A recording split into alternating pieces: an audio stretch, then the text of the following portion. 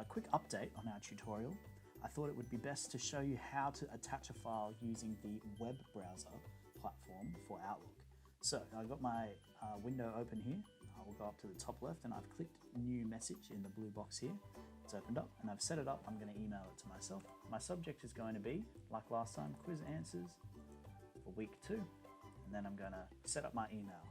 Please see the attached Word document for my answers to the week 2 quiz.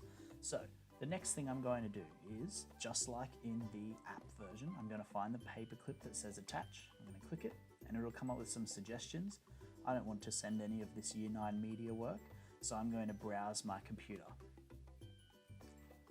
Okay, now that's opened up, you can see that it's opened up all my files here, and I know that I saved that to my documents. I'm going to scroll down, and I'm going to put in my week 2 quiz answers, and you can click open. That has now attached itself to my email.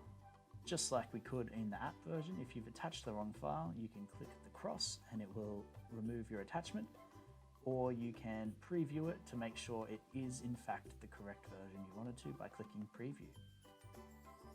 Once that is done, all you need to do is hit send.